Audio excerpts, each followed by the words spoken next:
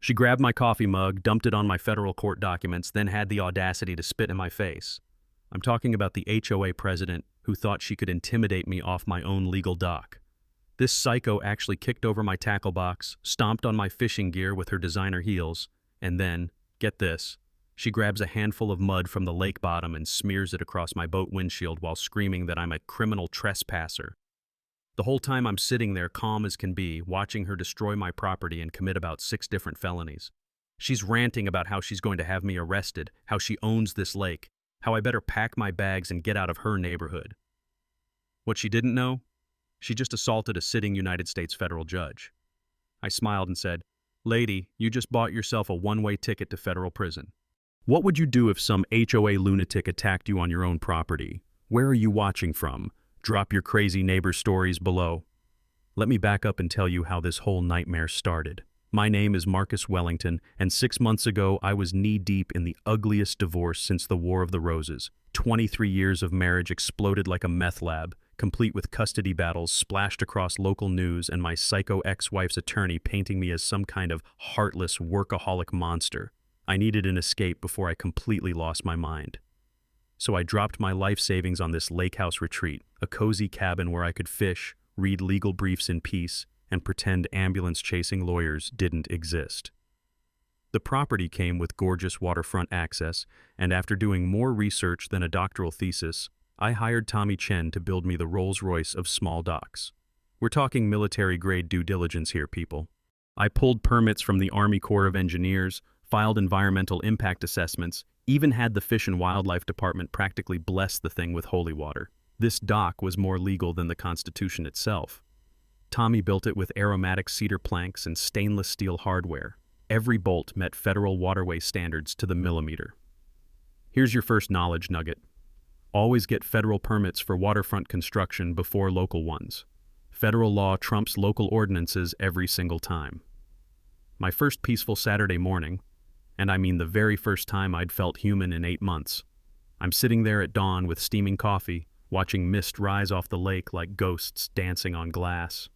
The dock railing felt solid and warm under my forearms as loons called across the mirror-still water. Pure, freaking heaven. Then comes the angry buzz of a speedboat engine, shattering the morning quiet like a leaf blower in a library. Enter Brenda Kowalski, stage right, in all her terrifying glory. 48 years old, bleach blonde hair that could blind pilots, spray tan the color of traffic cones, and an attitude that could sour fresh milk. She comes roaring up in this monstrosity of a speedboat, leopard print seats, I kid you not, looking like she's ready to declare war on peaceful morning fishing. "This dock is illegal. You can't just build whatever you want. I'm the HOA president and you're destroying our property values." Now here's where it gets interesting. See, Brenda wasn't just some busybody with too much time on her hands. This woman had been cleaning up as a real estate agent until 6 months prior when she lost the biggest commission of her career, $80,000, because potential buyers took one look at waterfront properties and decided the area was too developed. Translation: my beautiful, perfectly legal dock scared away her golden goose. But wait, it gets better. Brenda was drowning in debt. Back taxes, maxed credit cards, a lifestyle she couldn't afford propped up by commission checks that suddenly weren't coming anymore. That lost sale nearly destroyed her financially. So naturally, she decided to destroy me instead. She's waving this official-looking document with fake letterhead and a $500 fine, screaming about 48-hour deadlines and serious legal consequences. The smell of her industrial-strength perfume mixing with lake water was making my eyes water, but I kept my voice level. "Ma'am, could you show me your legal authority to issue fines? I'd like to see documentation of these community standards." You know what she said? "I don't need to prove anything to you. This is my lake and you're ruining it for everyone." Her lake. That's when I knew I wasn't dealing with someone operating from a full deck. Here's knowledge nugget number 2. When someone claims authority over your property, make them prove it in writing. Real authority comes with real documentation. Before she roared off like a deranged jet skier, she hurled that soggy fake fine at my feet and screamed, "Remove this eyesore in 48 hours or I'm having you arrested." I picked up the dripping paper and couldn't help but smile. What dear Brenda didn't realize was that she'd just declared war on someone who'd spent 25 years navigating the legal system professionally. This was going to be fun. Brenda didn't waste any time. 2 days later, she showed up with what she called her official survey team, which turned out to be 3 other real estate agents in matching polo shirts, carrying clipboards like they were investigating the freaking Watergate scandal. The sound of their designer heels clicking on my cedar dock planks was like a mariachi band at a funeral, completely out of place and annoying as hell. They spent an hour walking around taking pictures, whispering importantly, and pointing at my dock like it was leaking radioactive waste. I sat in my kitchen window, sipping coffee from my favorite mug and watching this amateur theater production while taking detailed notes. Years ago, my law school professor told us something I've never forgotten. When someone tries to intimidate you with fake authority, the best response is documentation. Real authority comes with real paperwork. Everything else is just noise. By afternoon, my property looked like a construction zone. Bright orange violation signs zip-tied to my mailbox, fence posts, even stuck in my flower bed like some twisted lawn ornament collection. Each sign claimed different violations: unpermitted structure, environmental hazard, community standards violation. Then Brenda kicked her campaign into high gear at the community center. She started spreading rumors that my dock was single-handedly destroying the lake ecosystem and tanking everyone's property values. Within 3 days, she'd somehow gathered 47 signatures on a petition to protect lakefront integrity. Most people would have panicked at this point, but I'd spent decades dealing with bullies who thought they could manufacture outrage and fake authority to get their way. Time for some detective work. My first stop was the county clerk's office, a dusty little building that smelled like old paper and bureaucratic despair. The clerk, a sweet elderly woman named Dorothy, pulled up the records for our lakefront development. What I found was absolutely beautiful. The original Homeowners Association had been legally dissolved in 1987 when the developer went bankrupt, never reconstituted, never reincorporated under state law. For over 30 years, there had been no legal HOA governing our community. But here's the kicker.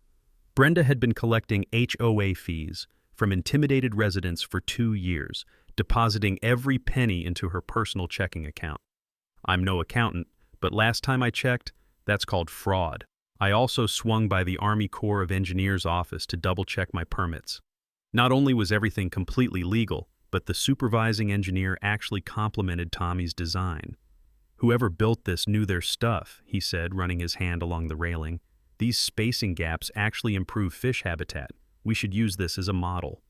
Armed with this information, I decided to attend Brenda's emergency community meeting at the fire station. She couldn't use actual HOA facilities because, well, they didn't exist. The room was packed with about 30 confused-looking neighbors. Brenda had prepared a full PowerPoint presentation, complete with dramatically angled photos that made my modest dock look like the Golden Gate Bridge. The projector's fan was whirring like an old air conditioner, and the fluorescent lights gave everyone a sickly green tint.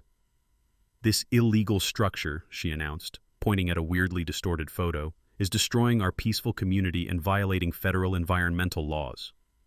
Then came her secret weapon, Rick, her brother-in-law who worked part-time as a county building inspector.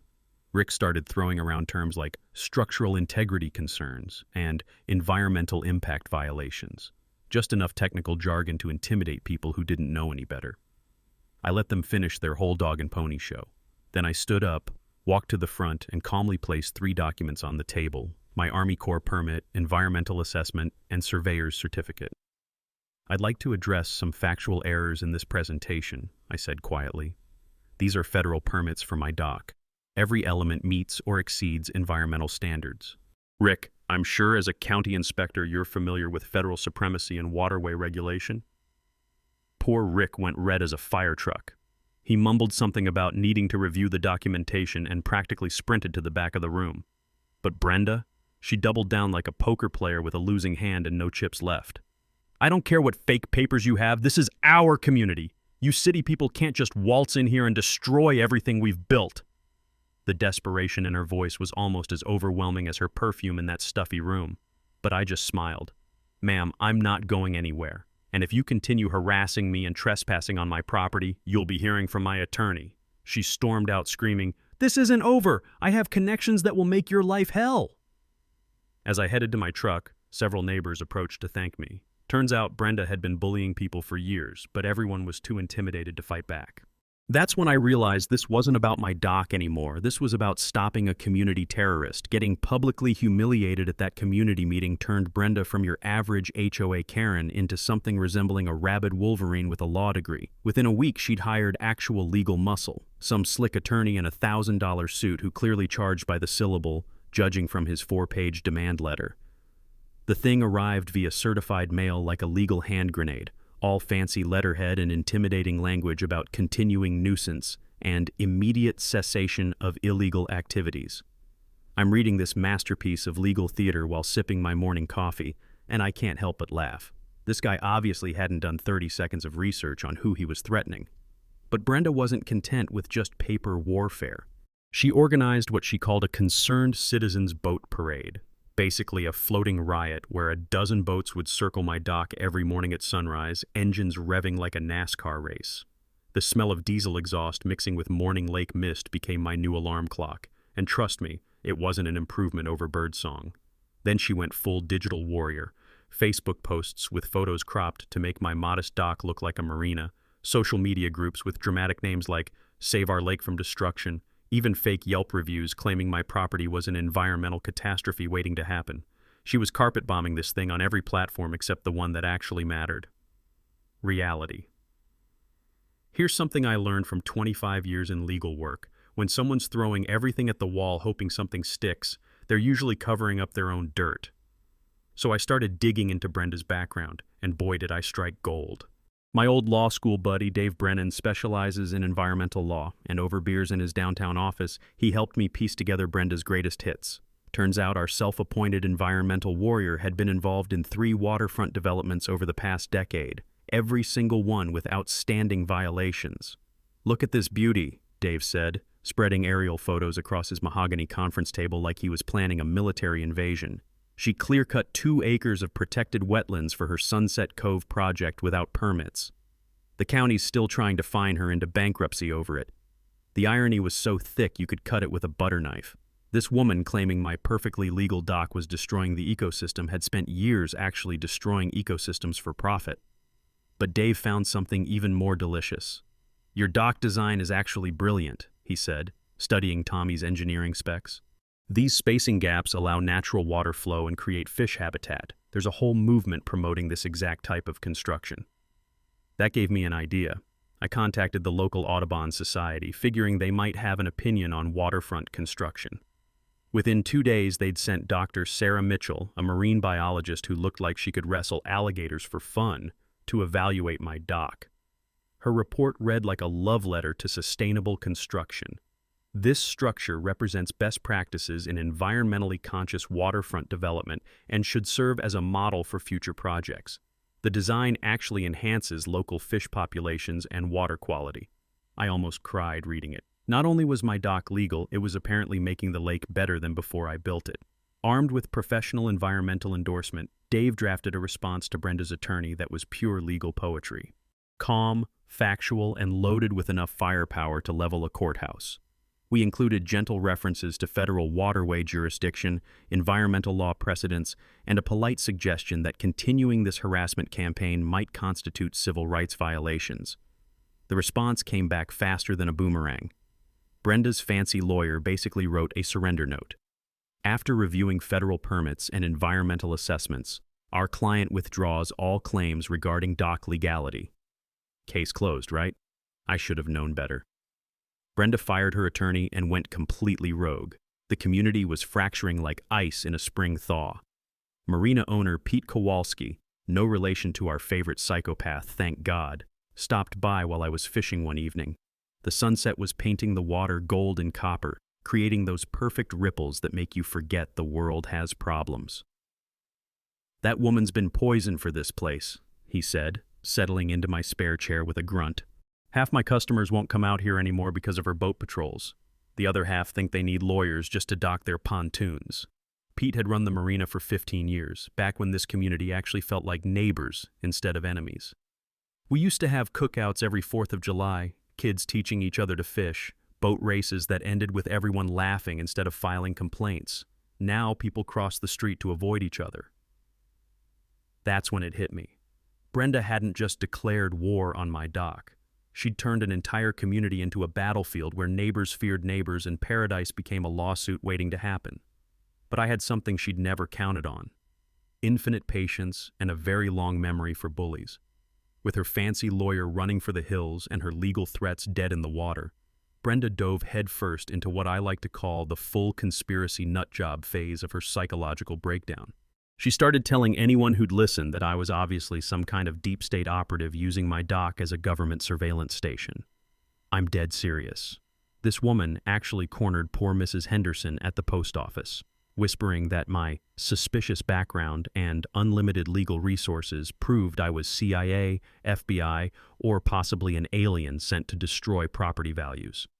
The sweet old lady looked at me the next day like I might vaporize her with laser vision. But Brenda's piece de resistance was organizing an economic warfare campaign against every business that didn't publicly condemn my illegal structure. Pete's Marina, Tommy's contracting company, even Murphy's bait shop where I bought my night crawlers, all suddenly became enemies of the people in Brenda's twisted little world. The boycotts were actually working. Pete told me he'd lost 3 regular customers who were afraid of getting caught in Brenda's crossfire. Tommy had 2 jobs canceled by people who didn't want to be associated with the dock controversy. The whole community was walking on eggshells, afraid to pick sides. Then came the night Brenda decided to take matters into her own hands with what I now call the Great Boat Kamikaze Attack of Lake Serenity. I was inside reviewing case files when this tremendous crash shook my entire cabin, like someone had dropped a small aircraft into a swimming pool. I rushed outside to find Brenda's ridiculous leopard print speedboat wrapped around my dock pilings like a fiberglass pretzel, her bow crumpled and water pouring into her engine compartment. And there she was, standing on her sinking boat in a soaking wet evening gown, screaming like she'd just discovered fire. "This dock is a navigation hazard. It's unmarked. It's completely illegal. You're paying for every penny of my boat repairs." Now, I'd quietly installed security cameras after her first trespassing incident, so I had front row seats to what actually happened. This lunatic had deliberately gunned her boat straight into my dock at full throttle, probably thinking she could claim it was an accident and use the damage as evidence that my dock was dangerous. Unfortunately for Brenda, she'd apparently never heard of physics. Cedar pilings properly installed and anchored in concrete don't give way to 20-foot speedboats. Her boat folded like origami while my dock didn't even vibrate, but the real show was just getting started. While I was calling the Coast Guard to report the boating accident, she climbed onto my dock carrying a 5-gallon bucket of house paint, the same ugly brown color as her waterfront mansion, I couldn't help but notice. Then she started flinging it across my beautiful cedar planks like some deranged performance artist. "There!" she shrieked, hurling paint in all directions. "Now everyone can see what an eyesore this really is. This is exactly what you're doing to our pristine lake." The stench of latex paint mixing with diesel fuel and lake water was absolutely revolting. But I just stood there with my phone out, documenting her felony vandalism in glorious high definition while she destroyed her own credibility stroke by stroke. That's when she pulled out her phone and dialed 911, claiming I'd brutally attacked her and demanding my immediate arrest for assault with a deadly weapon. The poor dispatcher probably thought she was having a complete psychiatric emergency, which honestly wasn't that far off. 20 minutes later, Sheriff Deputy Clayton Morrison pulled up just as Brenda was putting the finishing touches on her paint-bombing masterpiece. Clayton and I went way back. He was star quarterback at Lakeside High while I was captain of the debate team, so he knew damn well I wasn't exactly the violent criminal type. "Marcus, what in God's name is happening out here?" he asked, staring at Brenda standing knee-deep in brown paint and lake water, looking like she'd been dipped in chocolate. "Well, Clay," I said, keeping my voice perfectly calm, "this lady rammed her boat into my legal dock, then vandalized my property while screaming about government conspiracies. I've got the whole performance on video if you're interested." Brenda's paint-covered face went pale. "He's lying. He attacked me with a boat hook. I have multiple witnesses." Clayton looked around at the completely empty lake. "And where exactly are these witnesses, ma'am?" She started rattling off names of people who weren't even in the same county, spinning elaborate tales about me threatening her with various maritime weapons. But here's something you learn after years in courtrooms. The bigger the lie, the more obvious it becomes. One look at my security footage and Clayton's whole demeanor shifted. "Ma'am, we're going to need to discuss filing false police reports, and Mr. Wellington will be pressing charges for vandalism and destruction of property." The community was fracturing, local news was sniffing around, businesses were suffering. But I wasn't worried, because what dear Brenda still didn't know was that she'd been terrorizing a federal judge. The knock on my door came at 7 in the morning, 3 days after Brenda's paint-bombing meltdown. Through the peephole, I could see Clayton Morrison standing on my porch looking like he hadn't slept in a week, holding a manila folder thick as a phone book. "We need to talk," he said the moment I opened the door. "Privately." 20 minutes later, we were sitting in his patrol car at the boat launch, windows down to catch the morning breeze off the lake. The smell of coffee from his thermos mixed with the scent of pine needles and water, creating one of those perfect moments that makes you forget the world has problems. Except Clayton looked like he'd seen a ghost. "Marcus, I've been investigating Brenda's background for 3 days straight," he said, tapping the folder like it contained nuclear launch codes. "What I found is going to blow your mind. But first, I need you to answer something honestly, and I mean completely honestly." The serious tone in his voice reminded me of high school, right before he'd call an audible play that would change the entire game. "Shoot. What exactly do you do for work? And don't give me some vague answer about government consulting or legal research. I need specifics." I'd been dreading this moment since the day I bought the lake house. My messy divorce had generated enough publicity without dragging my professional life through small-town gossip mills. But Clayton was investigating what were probably federal crimes now, and he deserved the truth. "I'm a United States federal judge," I said quietly. "District Court, Northern District, appointed 6 months ago." Clayton's coffee mug froze halfway to his mouth. His eyes went wide as dinner plates. "Holy shit, Marcus, are you serious?" "Dead serious. That's why I needed this place so badly. Somewhere to disappear from the media circus and pretend to be human for a few weekends." He set down his coffee with shaking hands. "Do you have any idea what this means? This crazy woman hasn't just been harassing some random guy with a dock. She's been stalking, vandalizing, and filing false police reports against a sitting federal judge." The weight of it hit us both simultaneously. What had started as a neighborhood dispute had just become a federal case involving intimidation of a federal official, which carries penalties that would make Brenda's paint-bombing tantrum look like a parking ticket. "But wait, it gets so much worse," Clayton said, opening that thick manila folder. "Remember how I said I was investigating her background? Marcus, this woman is a walking crime spree." The documents painted a picture of financial desperation that explained everything. Brenda owed the IRS over $180,000 in back taxes and penalties. Her real estate license had been suspended twice for ethics violations. She had 3 active lawsuits from former clients claiming fraud. But the real bombshell was the HOA scam. "She's been collecting monthly fees from residents for over 2 years, Clayton explained, depositing every penny into her personal checking account for an organization that legally dissolved in 1987. Then came the insurance fraud evidence. The Coast Guard investigator had reviewed her claims history and found a pattern that screamed professional scammer. 3 accidents in 2 years, each resulting in substantial payouts, each under circumstances that made underwriters nervous. Your security footage of her ramming your dock might be the smoking gun they need to prove systematic insurance fraud," Clayton said.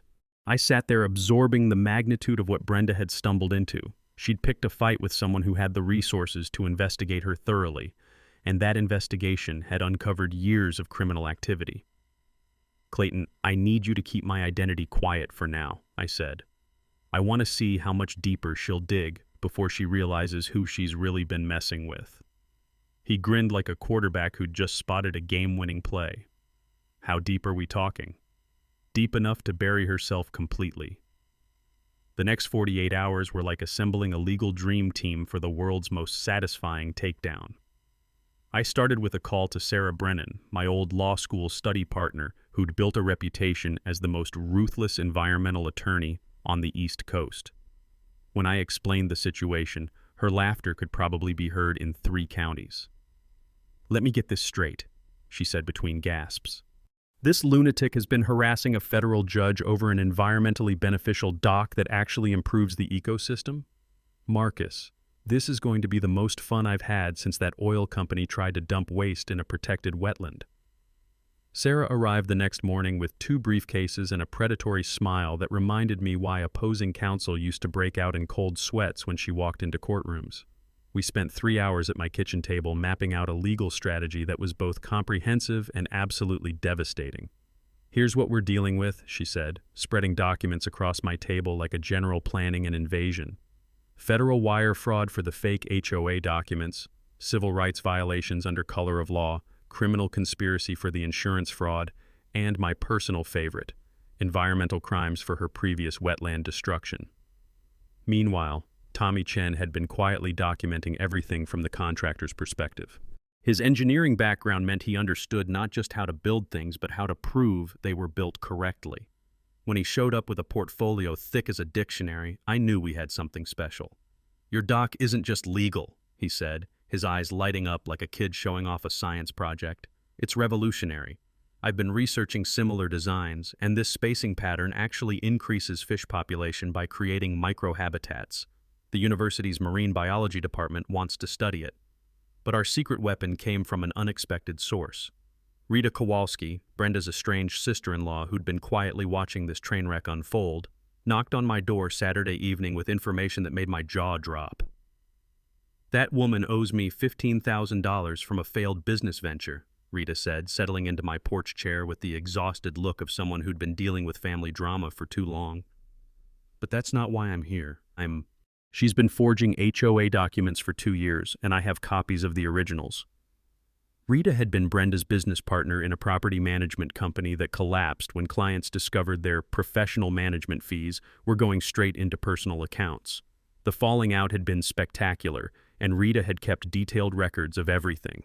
"She's got a whole filing cabinet full of fake letterheads, official-looking stamps, even a notary seal she bought online," Rita explained. "I took pictures of everything before she kicked me out of the office. Insurance companies are going to love seeing how she manufactures evidence for her accident claims."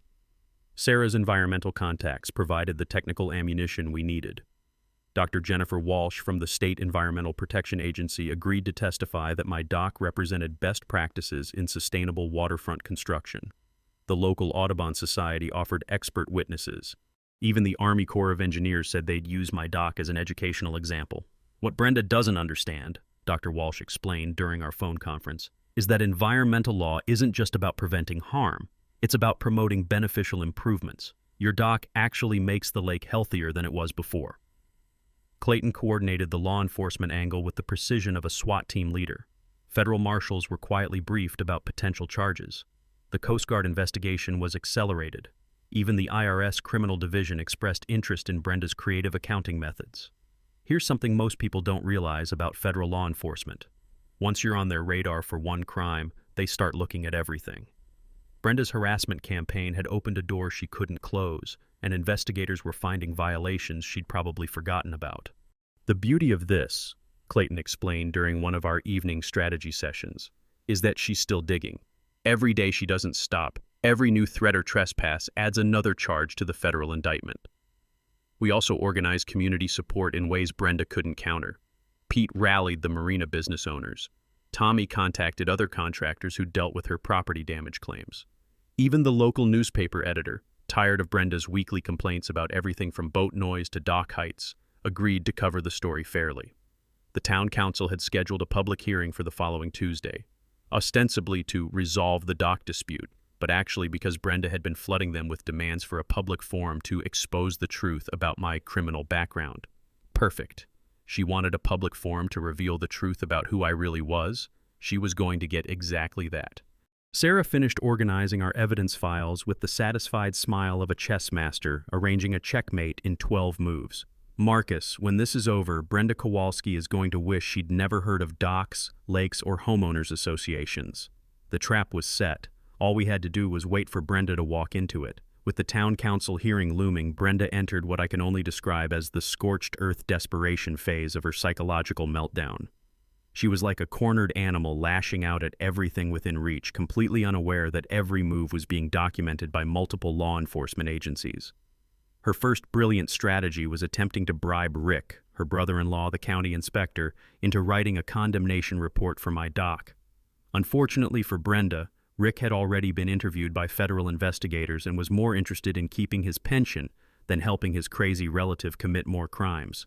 She offered me $5,000 cash to write up violations that don't exist, Rick told Clayton during what he thought was a confidential interview. I told her she was nuts and to leave me out of her war with that guy. Now she's threatening to get me fired if I don't help her. But bribing family members was just the appetizer. Brenda escalated to threatening every local business that had shown me any support. Pete got mysterious calls warning that his marina license might be reviewed if he continued harboring criminal elements. Tommy received anonymous tips to OSHA about unsafe construction practices that resulted in 2 surprise inspections that found absolutely nothing wrong. The poor woman who ran Murphy's bait shop actually called me in tears after Brenda showed up screaming about how selling me fishing supplies made her complicit in environmental terrorism. The smell of fear was starting to permeate the entire community like smoke from a tire fire. Then Brenda discovered social media disinformation campaigns, and things got really ugly. She created fake Facebook profiles with names like Concerned Lake Resident and Environmental Watchdog to spread elaborate conspiracy theories about my background. According to her creative fiction, I was simultaneously a corrupt government official, a money laundering criminal, and possibly a terrorist using my dock to smuggle weapons. The posts were so over-the-top ridiculous they would have been hilarious if they weren't destroying people's businesses. One claimed my dock had secret compartments for drug smuggling. Another insisted I was part of a federal land grab scheme to seize waterfront properties. My personal favorite suggested I was using government surveillance equipment disguised as fishing gear. But her masterpiece of paranoid creativity was the emergency petition demanding an immediate restraining order to remove my public menace dock. She filed it pro se, representing herself, which meant the poor judge had to read through 12 pages of rambling accusations that sounded like they were written by someone having a complete break from reality. The hearing for her restraining order was supposed to be routine, but it turned into a comedy show when Judge Patricia Morrison, no relation to Clayton, thankfully, actually read her filing out loud. Brenda's evidence included printed screenshots of her own fake social media posts, photos of her paint-vandalized boat claiming it showed collision damage, and a hand-drawn diagram showing how my dock was allegedly disrupting natural water flow patterns. "Miss Kowalski," Judge Morrison said with the patience of a kindergarten teacher, "do you have any actual evidence of wrongdoing, or just these creative interpretations of events?" That's when Brenda made her fatal mistake. Instead of backing down gracefully, she doubled down by accusing the judge of being part of the conspiracy and demanding she recuse herself for obvious bias toward government officials. You could hear a pin drop in that courtroom. Accusing a sitting judge of corruption and conspiracy is like poking a sleeping bear with a stick soaked in honey. Judge Morrison's expression went from patient to arctic in about 2 seconds. "Ms. Kowalski, your petition is denied. Furthermore, I'm ordering you to cease all contact with Mr. Wellington pending a full investigation of your claims. Any further frivolous filings will result in sanctions." But instead of learning her lesson, Brenda stormed out screaming about judicial corruption and government cover-ups loud enough for the court reporter to capture every word. She was literally creating evidence against herself in real time. Meanwhile, my legal team was working behind the scenes like a Swiss watch. Sarah had coordinated with federal prosecutors to ensure every one of Brenda's new crimes was properly documented. The IRS Criminal Division was building a tax evasion case. The Coast Guard had enough evidence for insurance fraud charges that could send her to federal prison for years. The community was reaching a breaking point. Local businesses were losing customers who didn't want to get caught in the crossfire.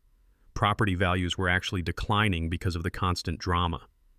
Even Brenda's few remaining supporters were starting to distance themselves as her behavior became increasingly unhinged. But the real pressure was coming from an unexpected source: her own family. Rita had contacted other relatives who were horrified to discover what Brenda had been doing in their name. Her ex-husband was threatening to seek full custody of their teenage daughter if she didn't get professional help. The stage was set for the town council hearing where Brenda had promised to reveal shocking evidence that would expose the truth once and for all. She had no idea how right she was going to be. By this point, Brenda had moved so far beyond rational behavior that watching her was like witnessing a slow-motion train wreck performed by a drunk circus performer. She hired a private investigator, some sketchy guy named Eddie who operated out of a strip mall office that smelled like stale cigarettes and broken dreams. Eddie's investigation into my background turned up exactly what I'd been waiting for: my judicial appointment records, federal employment history, and enough biographical information to piece together that I wasn't just some random lake house owner. But here's where Brenda's paranoid worldview worked in my favor. She interpreted federal judge as corrupt government bureaucrat, instead of person with unlimited legal resources and federal law enforcement connections. "I knew it!" she screamed at Eddie in his dingy office, according to Rita, who'd been secretly recording their conversations on her phone. "He's some deep state operative sent here to destroy our community. This proves everything I've been saying." Eddie, who'd apparently seen enough crazy clients to recognize a lost cause, tried to explain that being a federal judge was actually a pretty legitimate job that didn't typically involve lake property conspiracies. Brenda fired him on the spot and demanded her $500 retainer back.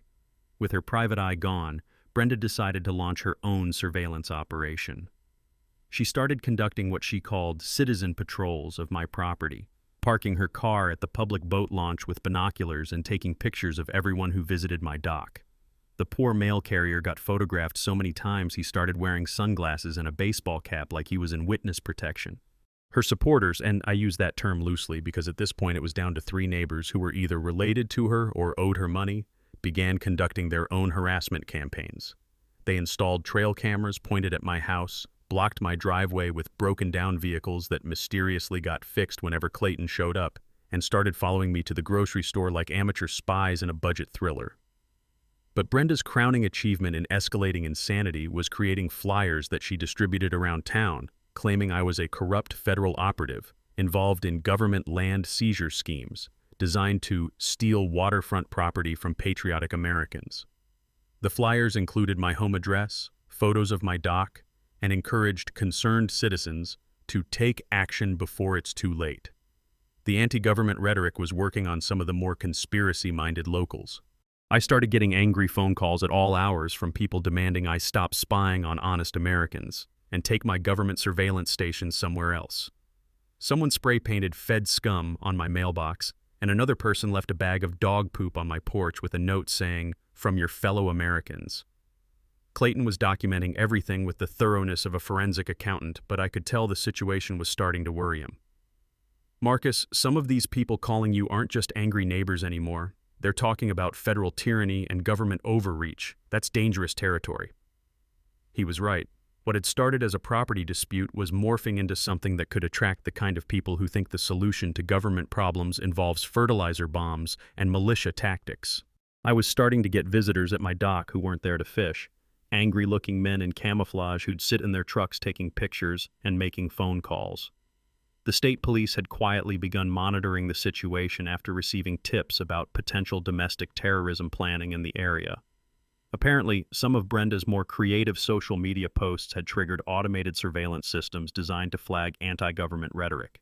Meanwhile, the FBI's Federal Judge Protection Unit had been briefed on the situation and were conducting their own investigation. When federal judges receive credible threats, the government takes it very seriously.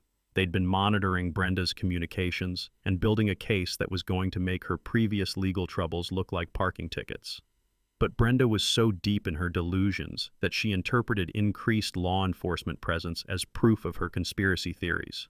She started posting videos online claiming that black SUVs with government plates were conducting surveillance operations around the lake to intimidate patriotic Americans. The truth was, there actually were government vehicles around the lake. Federal marshals, FBI agents, and state troopers all keeping an eye on the situation to make sure it didn't escalate into something genuinely dangerous.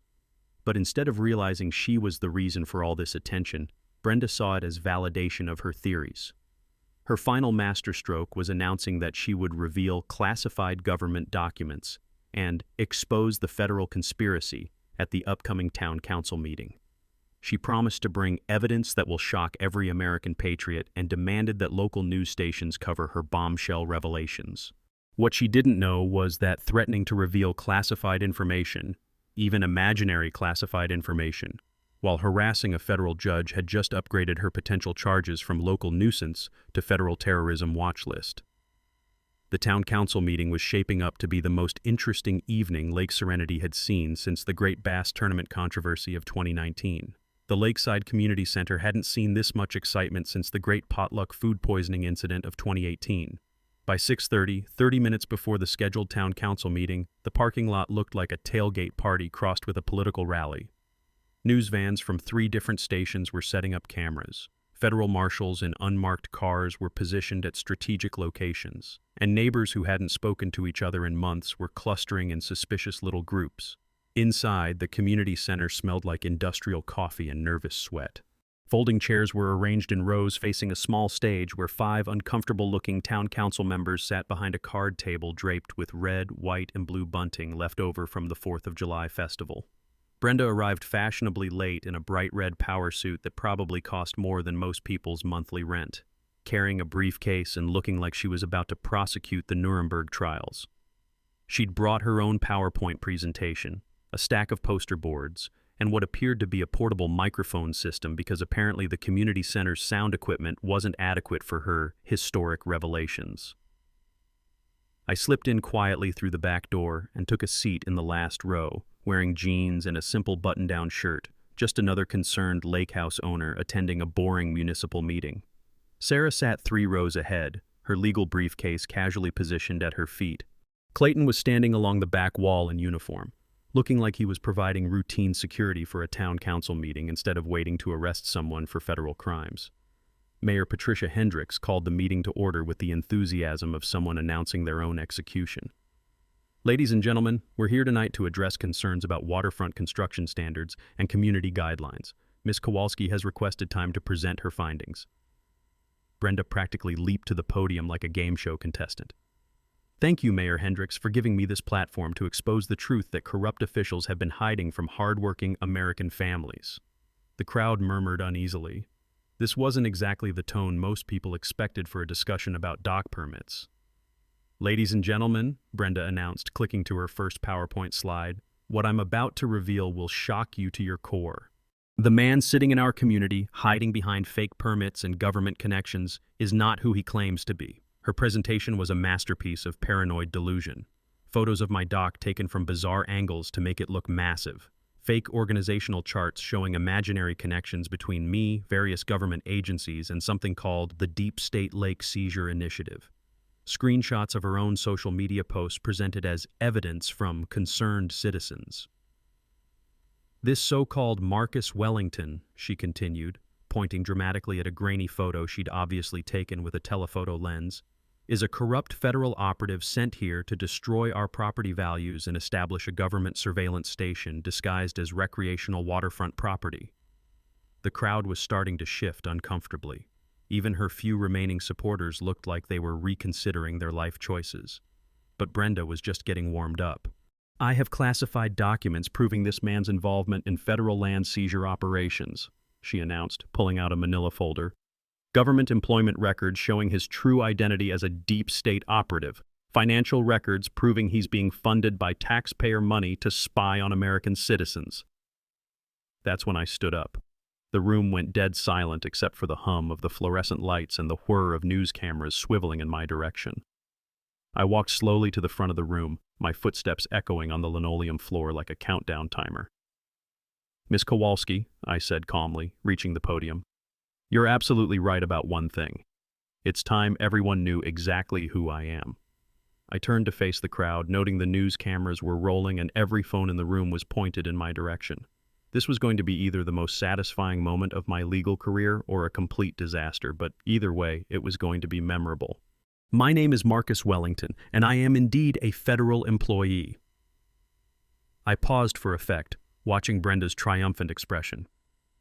I'm a United States federal judge for the Northern District Court, appointed by the President and confirmed by the Senate 6 months ago. The silence was so complete you could hear someone's stomach growling 3 rows back. Miss Kowalski has spent the past month harassing, vandalizing, and filing false police reports against a sitting federal judge. She's committed wire fraud, insurance fraud, and criminal conspiracy. And she's done it all while being investigated by the FBI, the Coast Guard, the IRS, and federal marshals. Brenda's face went through about 17 different colors, finally settling on a shade of green that matched the community center's institutional paint job. The truth is, my dock is completely legal, environmentally beneficial, and serving as a model for sustainable waterfront development. But what's not legal is everything you've done trying to get rid of it. The aftermath of Brenda's public meltdown was like watching dominoes fall in slow motion, except each domino was a federal crime, and they kept falling for weeks. She was arrested right there in the community center by federal marshals who'd been waiting patiently in the back row, eating stale donuts and probably enjoying the show more than they should have. Her dramatic exit, screaming about judicial corruption and government tyranny while being read her Miranda rights in front of rolling news cameras, became an instant viral sensation.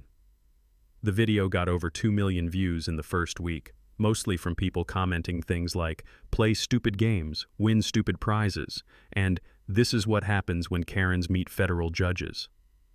Within 6 months, Brenda had pleaded guilty to avoid a trial that would have been more embarrassing than her public breakdown. 18 months in federal prison, 3 years supervised probation, and restitution payments that basically guaranteed she'd never afford waterfront property again. Her real estate license was permanently revoked, her boat was seized to cover unpaid taxes, and that tacky lakefront mansion went into foreclosure faster than you could say wire fraud. The HOA fund recovery was like Christmas morning for the entire community. Turns out Brenda had been collecting fees from 47 households for over 2 years, accumulating nearly $60,000 in her personal account. When the feds recovered the money, we used it to create a legitimate homeowners fund for community improvements, the kind of stuff people actually wanted, like better boat launch facilities and a community dock for kids to learn fishing. My dock became something of a celebrity in environmental circles. The Army Corps of Engineers started using Tommy's design as their recommended standard for environmentally conscious waterfront construction. 3 universities requested permission to study the fish habitat improvements, and the local Audubon Society gave me some kind of conservation award that now hangs in my kitchen next to my coffee maker. But the real victory was watching the community heal itself. Pete's marina business bounced back stronger than ever, with people driving from 3 counties away to see the famous dock and maybe catch a glimpse of the judge who took down the neighborhood terrorist. Tommy got so many referral jobs he had to hire 2 additional contractors. Even Murphy's bait shop started selling t-shirts that said, "I survived the Great Dock War of Lake Serenity." The annual 4th of July cookout, which had been canceled for 3 years running due to community tensions, returned with a vengeance. Over 100 people showed up to eat grilled burgers and fish caught off my environmentally award-winning dock. Kids were learning to cast fishing lines from the community dock we'd built with recovered HOA funds, their laughter carrying across the water like the best kind of music. I found something I hadn't expected to find when I bought this place, an actual community. Neighbors who looked out for each other instead of looking for reasons to call lawyers. People who solved problems with conversation instead of conspiracy theories. A place where federal judges could just be Marcus, who brings really good beer to cookouts and knows how to fillet a bass. Dr. Sarah Mitchell from the Audubon Society stopped by last month to check on the fish population around my dock. The numbers were incredible. Species diversity up 40%, juvenile fish survival rates through the roof, water quality improvements measurable from space. "Your dock isn't just legal," she said, watching a family of ducks paddle through the pilings. "It's actually making the lake healthier than it's been in decades." The scholarship fund we established with the leftover legal settlement money sent 3 local kids to study environmental science this year. The Lake Serenity Environmental Protection Initiative, yes, they named it after our little community, has become a model program that other lakefront areas are copying. Sometimes I sit on my dock at sunrise, coffee in hand, listening to the loons call across the still water, and I think about how differently this could have ended. If I'd been just another homeowner without legal resources, Brenda might have bullied me into tearing down a perfectly good dock and destroying a thriving fish habitat. But justice has a funny way of working out when good people refuse to back down from bullies. Have you dealt with an insane HOA or neighbor from hell? Share your story in the comments below. I read every single one, and trust me, after what I've been through, nothing will surprise me. And subscribe for more stories of justice served and bullies getting exactly what they deserve. Because apparently, federal judges have way better stories than you might expect.